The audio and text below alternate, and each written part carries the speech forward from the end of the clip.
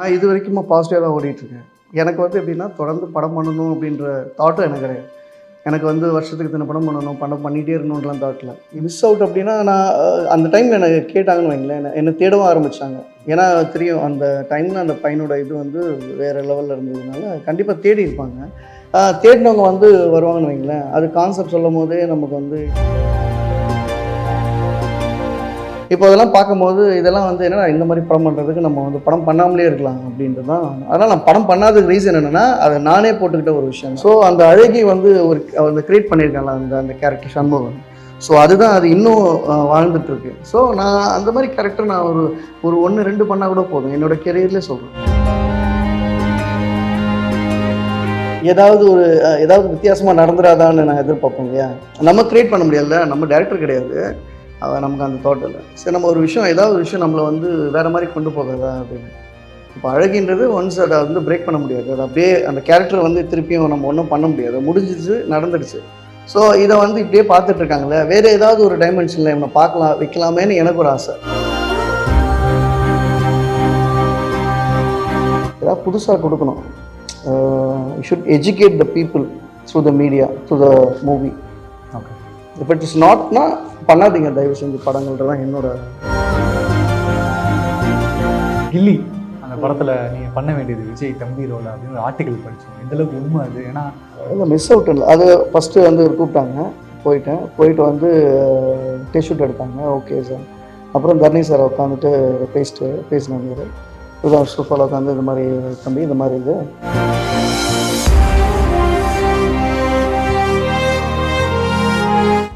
நீங்கள் விட்டீங்களே, மிஸ் பண்ணிட்டீங்களே அப்படின்னு சொன்னார் என்கிட்ட. அந்த டைமில் நீங்கள் வந்து சூப்பராக நிறைய படம் பண்ணிக்கலாம், ஏதோ ஒரு வருஷம் மூஞ்சை காட்டிக்கிட்டே இருங்க அப்படின்னு சொல்லி. அழகி படத்தில் கமிட் ஆன உடனே வீட்டில் போய் சொல்லும்போது அப்பா வந்து சரிதான், ஆப்ஷன் வருது, சான்ஸ் வருது, ட்ரை பண்ணிட்டோம், சப்போர்ட் பண்ண மாதிரியும், அம்மாவுக்கு சுத்தமாக இன்ட்ரெஸ்ட் இல்லைன்ற மாதிரி ஒரு இன்னமும் இல்லை. நம்ப மாட்டேங்க, இன்னும் அப்படி தான், இன்னமும் இல்லை. இன்னும் தான் சொல்கிறேன். என்ன சொல்லுவாங்கன்னா, ஸோ இப்போ இந்த அழகி பண்ணும்போது அந்த படத்தை கமிட் ஆனதுக்கப்புறம் ஒரு அமௌண்ட் வந்துருக்குள்ள, லைக் ஃபினான்ஷியலி நான் சொல்கிறேன், அது வந்து சம்பளமாக இல்லாமல் இல்லை, அவர் சம்பளமாக அதை கொடுக்கல. அது வந்து இவன் வந்து வேலை செஞ்சான்ற மாதிரி அவர் நினைக்கலன்னு நினைக்கிறேன். அவர் என்னன்னா, அது சம்பளமாக அவர் இது கொடுக்கல.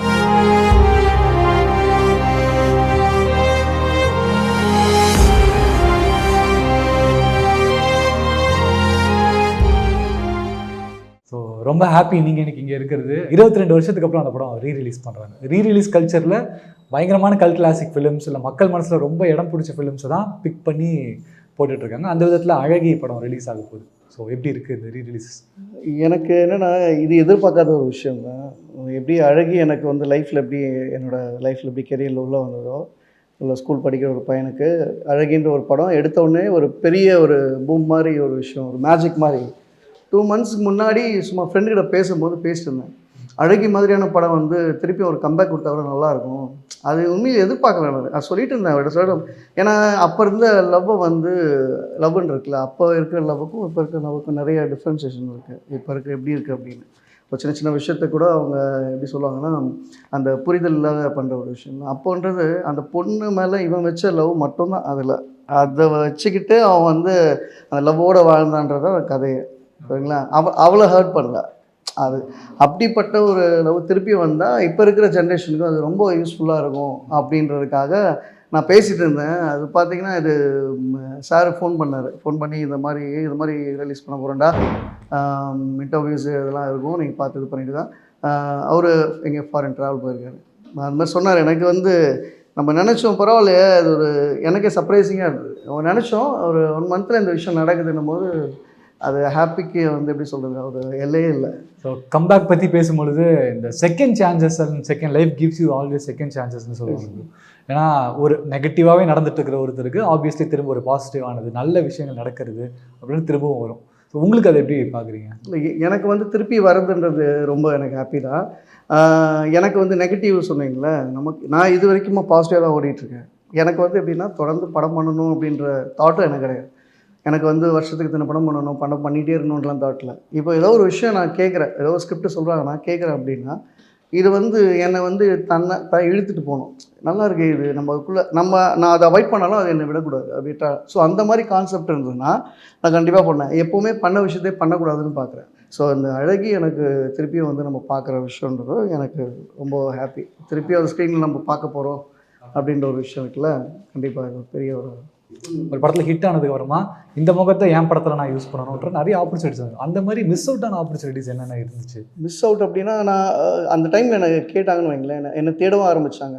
ஏன்னா தெரியும் அந்த டைமில் அந்த பையனோட இது வந்து வேறு லெவலில் இருந்ததுனால கண்டிப்பாக தேடி இருப்பாங்க. தேடினவங்க வந்து வருவாங்கன்னு வைங்களேன், அது கான்செப்ட் சொல்லும் போதே நமக்கு வந்து இதில் வந்து இந்த மாதிரி இருக்குது, ஃபைட் இருக்குது அப்படி இப்படின்னு சொல்லும் போது, ஏன்னா தங்கர் சாருடைய அந்த யதார்த்தமான இது நம்ம பார்த்துருக்கோம். அவர் எப்படிலாம் இப்போ ஒரு படத்தை எப்படி அணுகுவார் அப்படின்னு, எந்த படத்தை நான் பார்க்கணுன்றதை அவர் டிசைட் பண்ணுவோன்னு வைங்களேன். இப்போ அவர் எந்த படத்தை பார்க்கணும், எந்த படத்தை பண்ணணுன்றதுல தெளிவாக இருப்பார். இந்த படம் ஏதாவது நான் பார்த்ததுனால எனக்கு ஏதாவது ஒரு இம்பேக்ட் கிரியேட் பண்ணிச்சாங்க, அப்படி இல்லைன்னா அந்த படத்தை பண்ணக்கூடாதுன்ற மாதிரிலாம் ஒரு விஷயம். அப்போது அவரோட அந்த நிழலில் நம்ம இருந்ததுனால இப்போ அதெல்லாம் பார்க்கும்போது இதெல்லாம் வந்து என்னன்னா இந்த மாதிரி படம் பண்ணுறதுக்கு நம்ம வந்து படம் பண்ணாமலே இருக்கலாம் அப்படின்றது தான். அதனால் நான் படம் பண்ணாததுக்கு ரீசன் என்னென்னா அதை நானே போட்டுக்கிட்ட ஒரு விஷயம் தான். ஓகே, இது எனக்கு வந்து இல்லை சார் எனக்கு சூட் ஆகாது அப்படின்னு சொல்லிட்டு. இப்போது அழகின்ற ஒரு படம் அது எத்தனை வருஷம் அப்படின்னு தெரியும் அவங்களுக்கு. ஸோ அதை திருப்பி வந்து நம்ம ரீகலெக்ட் பண்ணும்போதே அவங்க நிறைய பேருக்கு வந்து கமெண்ட்ஸில் பார்த்தா அவ்வளோ ஹாப்பியாக இருக்குது. அழகி திருப்பி அது என்னோட மெமரபிள் மூவி, அது எனக்கு வந்து ரொம்ப ஹாப்பியாக இருக்குது. எல்லாமே பாசிட்டிவ் கமெண்ட் தான். எனக்கு மறக்க முடியாத படம், தமிழ் சினிமாவில் ஒரு தவிர்க்க முடியாத படம், இப்படி தான் சொல்கிறாங்க. ஸோ அந்த அழகி வந்து அந்த க்ரியேட் பண்ணியிருக்காங்களா அந்த கேரக்டர் சண்முகன். ஸோ அதுதான் அது இன்னும் வாழ்ந்துட்டுருக்கு. ஸோ நான் அந்த மாதிரி கேரக்டர் நான் ஒரு 1-2 பண்ணால் கூட போதும். என்னோடய கெரியர்லேயே சொல்கிறேன். நான் இப்போ தொடர்ந்து பண்ணணுன்றது என்னோடய இதில். இப்போ நல்ல கதைகள் வந்தால் இப்போ 2-3 கதை கேட்டு வச்சுருக்கேங்க. பட் ப்ரொடியூசரோட வேணும்ல, அவரோட அப்ரூவல், அது நடந்துகிட்ருக்கு. தங்கர் பச்சன் சாரோட படங்கள் 3ல் நீங்கள் நடிச்சிருக்கீங்க. அண்ட் ஒரு சில மாதிரி பார்க்கும்போது இந்த ரிப்பீட்டேட்டிவ் ரோல்ஸ் பற்றி கொஞ்சம் பேசலாம்னு நினைக்கிறேன். ஏன்னா அழகி படத்தில் வந்து கதை ஒரு கிராமத்து செக்டரில் இருக்கும், அப்படியே கொஞ்சம் சிட்டி ஸ்டைலுக்கு மாற ஆரம்பிக்கும் இல்லையா? பட் உங்களோட ரோல் அமைஞ்சது வந்து கிராமத்து சைடில் இருக்க மாதிரி தான். ஸோ ஒன்ஸ் அந்த ரோலுக்கு நீங்கள் ரொம்ப ஆப்டாக ஃபிட்டாக இருக்கீங்கும்போது அடுத்தடுத்து வர ரோல் வந்து கிராமத்து ரோல்ஸாகவே வந்துட்டே இருக்கும். ஒரு பாயிண்ட் வரைக்குமே அம்மா கேரக்டர் பண்ணுறவங்க அம்மா கேரக்டரே வரும் கடைசி, அந்த மாதிரி இருக்கும். அதை உடச்சு எக்ஸ்ப்ளோர் பண்ணுன்ற ஆசை அந்த ஆர்டிஸ்ட்டுக்கு இருக்க தான் செய்யும். ஸோ அந்த டைமில் வந்து அப்ரோச்சஸ் பற்றி சொல்லுங்கள். லைக் இதே மாதிரி வந்ததா? இல்லை, அந்த டைம் ஃபுல்லாக எனக்கு அப்படி தான் கேட்டாங்க. அதுதான் ஏதாவது வித்தியாசமாக நடந்துடாதான்னு நான் எதிர்பார்ப்போம் இல்லையா? நம்ம கிரியேட் பண்ண முடியாதுல்ல, நம்ம டேரக்டர் கிடையாது, நமக்கு அந்த தாட் இல்லை. சரி, நம்ம ஏதாவது ஒரு விஷயம் நம்மளை வந்து வேறு மாதிரி கொண்டு போகாதா அப்படின்னு. இப்போ அழகின்றது ஒன்ஸ் அதை வந்து பிரேக் பண்ண முடியாது. அது அப்படியே அந்த கேரக்டர் வந்து திருப்பியும் நம்ம ஒன்றும் பண்ண முடியாது, முடிஞ்சிச்சு, நடந்துடுச்சு. ஸோ இதை வந்து இப்படியே பார்த்துட்ருக்காங்களே, வேறு ஏதாவது ஒரு டைமென்ஷனில் இவனை பார்க்கலாம் வைக்கலாமேன்னு எனக்கு ஒரு ஆசை. அந்த மாதிரி ஏதாவது ஒரு டேரக்டர் கொண்டு வருவாங்களே அப்படின்னு. அந்த மாதிரியான கதையை எனக்கு கொண்டு வந்தாங்க. அந்த டேரக்டர் கூட இன்னும் நான் ட்ராவல் பண்ணிட்டு தான் இருக்கேன். ஆனால் வந்து அந்த அந்த அந்த படம் வந்து இன்னும் ரிலீஸ் அதாவது எப்படி சொல்கிறேன்னா, அந்த படம் வந்து இன்னும் தியேட்டரில் நல்லா பார்க்க முடியலையே அப்படின்னு இருக்குது. ஏன்னா இன்னும் படம் நாங்கள் ஸ்டார்ட் பண்ணலை. ப்ரொடியூசரோட இது இன்னும் கிடைக்கல. ஃபஸ்ட்டு கிடைப்பாங்க, அதுக்கப்புறமா அவங்க வந்து இதில் இது பண்ண முடியுமா, அதை மாற்ற முடியுமா அப்படின்வாங்க. அதனால் அப்படியே போயிடுச்சு. அது இன்னும் அந்த படத்தை நாங்கள் இன்னும் அப்படியே அது வந்து ஒரு புத்தகத்துலேயே இருக்குது. அதை வந்து ஒரு ஸ்க்ரீனில் பார்க்கவே இன்னும் எனக்கு ஆசையாக இருக்குது. இன்னும் என்னோடய ட்ரீம் ப்ராஜெக்ட் கூட நம்ம சொல்லலாம். இப்போ இவ்வளோ விஷயம் நம்ம பேசலாம், பட் அது எந்த அளவுக்கு இருக்குன்னா ஒரு ஒரு யதார்த்தமான அதான் சொல்கிறேன், யதார்த்தம்னு சொல்கிற அடிக்கடிக்கு எல்லாமே சொல்லுவாங்க. யதார்த்தன்றது என்னென்னா இதுதான் நடக்கும், இது தவிர்த்து எதுவும் நடக்காது வாழ்க்கையிலன்னுல. இது அந்த மாதிரி ஒரு கதை, ஹீரோயிசம் இல்லாத கதை ஓட்டத்தில் எல்லாருமே எல்லா கேரக்டருமே நகருவாங்க. ஒரு கதைன்றது நீங்கள் பார்த்தீங்கன்னா ஒரு காந்தம் மாதிரி. அது சூரியன் எப்படி அதை சுற்றி தான் அவங்களோட எல்லா இதுவும் நடக்குது, ஆக்டிவிட்டீஸ் எல்லாமே, எல்லாரோட பிளானட்டோட ஆக்டிவிட்டியும் சூரியன் தான். அப்போ அப்படி இருக்கும்போது அந்த இதை நோக்கி நகர்னா கதைன்றது தான் நான் சொல்லுவேன். அதை நோக்கி தான் இல்லைன்னா அது இல்லைன்னு வச்சுங்களேன். கதை இல்லாமல் ஒரு ஹீரோ போயிட்டு வந்துட்டு அடிக்கிறாரு, வெட்டுறாரு, குத்துறாரு, அப்புறம் லவ் பண்ணுறாரு, திருப்பியும் ஓடி வந்துட்டு அப்புறம் பிரேக்கப் பண்ணிக்கிறாரு, இப்படியே போயிட்டு இருந்தால் இந்த மனுஷன் எவ்வளோ தான் பார்த்துட்டு இருப்பாங்க ஆட்கள்ன்றது இல்லையா? ஏதாவது புதுசாக கொடுக்கணும். You should educate the people through the media, through the movie. Okay, இப்போ இட் இஸ் நாட்னா பண்ணாதீங்க தயவு செஞ்சு படங்கள்ன்றதான் என்னோட ஸ்டாண்டர்ட். அண்டு கில்லி அந்த படத்தில் நீங்கள் பண்ண வேண்டியது விஜய் தம்பி ரோலா அப்படின்னு ஒரு ஆர்டிக்கல் படித்தோம். எந்தளவுக்கு உண்மை அது? ஏன்னா உங்களோட ஸ்டேட்மெண்ட்டாக நான் பார்த்ததில்ல, அது ஒரு ஆர்டிக்கலாக இருந்துச்சு. உண்மையாக அது எந்தளவுக்கு அது ட்ரூ, எதனால் மிஸ் அவுட் ஆச்சு, ட்ரூவாக இருக்கும்? மிஸ் அவுட் இல்லை, அது ஃபஸ்ட்டு வந்து கூப்பிட்டாங்க, போயிட்டு வந்து டெஸ்ட் ஷூட் எடுத்தாங்க. Okay sir. அப்புறம் தர்ணி சார் உட்காந்துட்டு பேசினாங்க.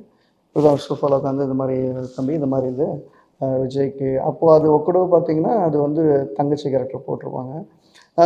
நான் வந்து தம்பி கேரக்டர் ட்ரை பண்ணலாமான்னு யோசிக்கிறேன். பார்க்கலாம் கண்டிப்பாக சூட் ஆச்சுன்னா கண்டிப்பாக பண்ணுவேன். ஓகே சார், ஷூர் சார் அப்படின்ட்டு நான் வந்துட்டேன். அதுக்கப்புறமா வந்து அதுக்கப்புறம் கால் வரல. அதுக்கப்புறமா அது தங்கச்சி கேரக்டராக ப்ளே ஆகும்போது ஆக்சுவலாக வந்து ரொம்ப நான் ஹாப்பியாக தான் இருந்தேன் எனக்கு. ஏன் அப்படின்னா அது தம்பி கேரக்டர் ப்ளே இருந்தால் அவ்வளோ நல்லா இருந்திருக்குமான்னு தெரியல எனக்கு. அதான் சொல்லுனேன், ஒரு ஒரு கதாபாத்திரம்னா இது என்ன இருக்கணுமோ அதான் இருக்கணும். எனக்கு வந்து அது அமையணுன்றதுக்காக அதை நான் எப்போவுமே இது பண்ணிக்க மாட்டேன்.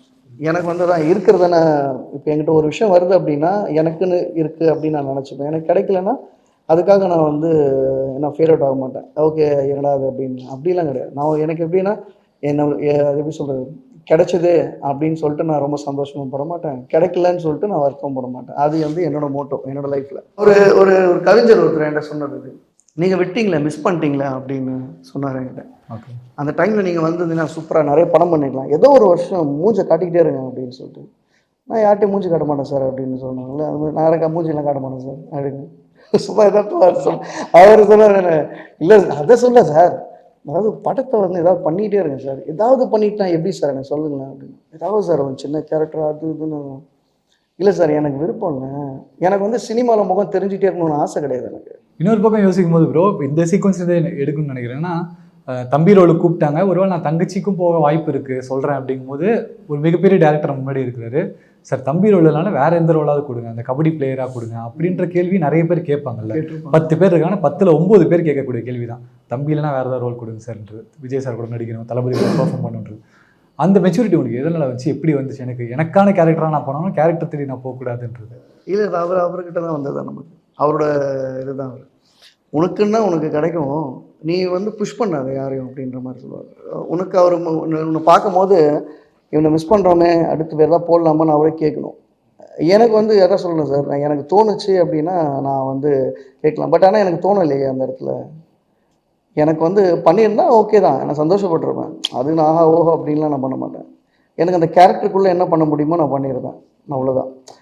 அதனால் இப்போ லிங்குசாமி சார் கூட ஒரு சண்டைக்கோழியில் ஒரு சின்ன பாட்டு கூப்பிட்டார். அவர் என்ன மாதிரி சார், அப்போ அந்த டைமில் வந்து வேற ஒரு படத்துக்கு பேசிகிட்டு இருந்தாங்க. அப்போ பேசிட்டு இருக்கும்போது இந்த மாதிரி ஒரு சின்ன கேரக்டர் நான் பண்ண முடியுமான்னு கேட்டார். சார் நீங்கள் கூப்பிட்டதுனால வந்துட்டேன் சார், ஒன்றும் பிரச்சனை இல்லை, அது எப்படின்ற கேரக்டரோட இது தெரிஞ்சுன்னா கண்டிப்பாக நான் பண்ணுறேன் சார், அது எனக்கு சூட் ஆச்சுன்னா கண்டிப்பாக பண்ணுறேன் சார்லாம் இப்படி சொன்னோன்னா அப்படிதான் சொன்னேன். அப்போது ஒரு அப்படியா சரி என்ன தான் நீங்கள் பண்ணிருக்கீங்க? இல்லை சார் ஒரு அடுத்த படத்துக்கு பேசிகிட்டு இருக்காங்க சார், ஹீரோவாக கேட்டுட்டு இருக்காங்க. நான் சொல்லணும் ஓ அப்படியா, அப்போ உங்களை வாழ்த்து சொல்ல தான் நான் கூப்பிட்டேன் போல இருக்கேன் அப்படின்னு தான் சொன்னார். அப்படியே ரொம்ப ஜென்யூன். அதாவது எப்படி சொல்கிறேன்னா, நம்ம அவங்களோட இதுக்கு நம்ம ஒன்றுமே இல்லைன்னு வைங்களேன். நம்ம ஒரு டைரக்டர் அவர். பட் ஆனால் வந்து அவர் அப்ரோச் பண்ண ரொம்ப பிடிச்சது எனக்கு. எனக்கு என்னென்னா இது மூலமாக இவர் நல்ல மனுஷங்களை பார்க்க, இப்போ தர்ணி சாராக இருக்கட்டும், இவர் நம்ம லிங்குசாமி சார் நல்ல பர்சன்ஸ் எல்லாமே நான் பார்த்துட்டு வந்ததே நான் ஹாப்பியாக இருக்கேன். நான் அவங்க கூட படம் பண்ணலன்னு நான் வருத்தலாம் பண்ணல, அவங்கள பார்த்ததே எனக்கு சந்தோஷம். இந்த அழகி படத்தில் கமிட் ஆன உடனே வீட்டில் போய் சொல்லும்போது அப்பா வந்து சரிதான் ஆப்ஷன் வருது, சான்ஸ் வருது, ட்ரை பண்ணிட்டோன்னு சப்போர்ட் பண்ண மாதிரியும், அம்மாவுக்கு சுத்தமாக இன்ட்ரெஸ்ட் இல்லைன்ற மாதிரி ஒரு இன்னமும் இல்லை, நீங்கள் நம்ப மாட்டீங்க, இன்னும் அப்படிதான் இன்னமும் இல்லை. என்னதான் சொல்கிறேன், என்ன சொல்லுவாங்கன்னா ஏதாவது பாருப்பா ஏதாவது பண்ணுப்பா அப்படின்னுவாங்க. ஓகேம்மா ஷோர் நான் பண்ணுறேன். இதை தாண்டி எனக்கு அப்படியே நான் சொல்லுவேன், இந்த அடுத்து ஒரு விஷயம் ஒன்று பேசுகிறேங்க, அது இருக்கட்டும்மா, நான் அதை பற்றி நான் கேட்கவே இல்லை, அது இருக்கட்டும், அந்த சைட் போயிட்டுருக்கட்டும், நீ வந்து வேறு ஏதாவது பண்ணு அப்படின்னு சொல்லுவாங்க. இப்போ என்னன்னாலும் அதே தான் வந்து சொல்லுவாங்கன்னா, இப்போ இந்த இதில் ஒரு 6 ரூபாய்ன்னு பார்த்தீங்களா, 6 ரூபாய் அப்படின்னா இல்லை 6 தாண்டி போகிறோம் திருப்பி 6 ரூபாயில் இருக்காங்க, அந்த மாதிரி 6 ரூபா அப்படின்றாரு. சரிப்பா நீ சொல்கிறதா ஓகே தான், ஆனால் வேறு ஏதாவது பண்ணுமா அப்படின்னு. நான் சொன்னேன் சரிம்மா நான் பண்ணுறேம்மா அப்படின்னு. எனக்கு என்னென்னா சும்மா எடுத்தங்க ஒருத்தன் பண்ணக்கூடாது, பண்ணோன்னா ஃபுல்லாக அதுக்கு பேக்ரவுண்ட் செக் பண்ணுவோம். இது மாதிரி பண்ணவங்க எந்த மாதிரி சூழலில் விழுந்திருக்காங்க, இதை தாண்டி நான் வரணும்னா நான் என்னென்ன பண்ணணும் அப்படின்லாம் கொஞ்சம் ப்ரிப்பராக இருக்கணும். எல்லாம் உடஞ்சிரும் நம்ம. ஸோ இப்போ இந்த அழகி பண்ணும்போது அந்த படத்துக்கு கமிட் ஆனதுக்கப்புறம் ஒரு அமௌண்ட் வந்துருக்குள்ள, லைக் ஃபினான்ஷியலி நான் சொல்கிறேன், அது வந்து சம்பளமாக இல்லாமல் எழுதுறடே இல்லை, அவர் சம்பளமாக அதை கொடுக்கல, அது வந்து வேலை செஞ்சான்ற மாதிரி அவர் நினைக்கலன்னு நினைக்கிறேன். அவர் என்னன்னா அது சம்பளமாக அவர் இது கொடுக்கல, அது எவ்வளோ நம்ம செலுத்தவில்லை. அது எப்படின்னா முப்பா அதை வச்சுக்கடா, நான் சும்மா அதை நான் இது பண்ணுறேன் வச்சுக்கோ அப்படின்ற மாதிரி சொன்னார். இதை வந்து நானும் வந்து பணத்துக்காகவும் நானும் பண்ணல, இதை ஒரு கிஃப்ட் அப்படி இதை பணத்துக்காகவும் நான் பண்ணல. நான் சொன்னேன் எனக்கு பிடிச்சிருச்சு, இப்போ ஒரு விஷயத்த நீங்கள் ஒரு நாள் ஃபுல்லாக எனக்கு வேலை செய்ய சொன்னீங்கன்னா கூட எனக்கு பிடிச்ச விஷயத்தை நான் சும்மா கூட பண்ணி கொடுத்துட்டு போவேன், எனக்கு பிரச்சனை இல்லை. எனக்கு பிடிச்ச விஷயத்த நான் செஞ்சிட்ருக்கேன்றதுல அந்த மாதிரி அவர் வந்து இதை பண்ணி முடித்தோடனையும் ஒரு விஷயங்கள் அது ஒரு அவங்க அண்ணன் இருக்கார், அவங்க அண்ணன் மூலமாக அது எடுத்து வந்து கொடுத்தாரு. இது என்ன சார் ஏன் அப்படின்னா, இல்லை அது அப்போ தான் வந்து ஃபஸ்ட்டு வாங்குறது அந்த காசு சம்பாதிக்கிறதுனா என்னென்னு அப்போ தான் தெரியுது எனக்கு. ஏன்னா எனக்கு என்னென்னா எக்ஸாம் என்ன சார் இதுக்கு பேர் தான் சம்பளமோ? அதுக்கு பேர் தான் சம்பளமோன்ற மாதிரி. அப்போ எனக்கு இது புதுசாக இருந்தது. ஓ இப்படி தான் சம்பாதிக்கணுமோ அப்படின்னு, இது சம்பாதிக்கணும் அப்படின்னு. அப்போ என்னன்னா எனக்கு பிடிச்சதான் செஞ்சுட்டேன். அவர் சொன்ன மாதிரி என்ன நான் சொன்னேன்னா, அவர் சொன்னார் இல்லையா இதெல்லாம் செய்யணும், ஆனால் என் இஷ்டத்துக்கு அதை சிலதான் செஞ்சேன். நீ ஏன் உனக்கு இப்படி நடக்கணும்லாம் சொல்லி தர மாட்டேன். நீ போ உட்காரு பேசு, இப்படி பேசு, எப்படி பேசுவ, உன்னோட லவ்வரை ஒருத்தன் வந்து இன்சல்ட் பண்ணிட்டான்டா, நீ எப்படி பண்ணுவா ரியாக்ட் பண்ணுவேன், அவன் வந்து அவ்வளோ அசிங்கப்படுத்துறா, நீ என்ன பண்ணுவேன் அப்படின்னு கேட்குறேன். அப்போது ஆமாம் சார் கரெக்டு சார் அப்படியே அந்த இது கூட உட்காந்து இது பண்ணுவாங்க பார்த்தீங்களா, பெப்பேத்துற மாதிரி, என்ன பண்ணுவேன் சொல்லு அப்படின்னு அந்த மாதிரி அந்த மாதிரி ஒரு அப்படியே பூஸ்ட் பண்ணி விடுவார். கரெக்டு தான் சார், விடக்கூடாது சார், அப்போ நீ அப்படி பேசணும். அப்படி பேசும்போது அவன் அப்படி feel okay sir ready sir okay sir அப்படி அது ஜாலியாக இருக்கு. அவர் ஃப்ரெண்டு தான் ஒரு ஜாலியாக இருப்பார். அந்த மாதிரி தான் அது எல்லாமே போச்சு. ஆனால் பிடிச்சதுன்னா பணன்றது எனக்கு ஒரு விஷயமே இல்லை. பட் அவரோட அன்பு தான் கொடுத்தாரு, அதை வாங்கிட்டேன். அது என்னவா இருந்தாலும் ₹1 இருந்தால் கூட எனக்கு இல்லை, அது அமௌண்ட்டை விட்டுறலாம், என்ன வேல்யூன்றதை விட்டுறலாம். எனக்கு வந்து அது ஒரு நல்ல ஒரு அமௌண்ட்டு தான் கொடுத்தாரு. ஓகே சார் இல்லை ஏன் சார் அப்படின்னா சீரா அப்படின்னாரு, அவ்வளோதான். ரொம்ப ஓகே சார் எடுத்து வந்து வீட்டில் அப்படியே கொடுத்துட்டேன் அவங்களுக்கு.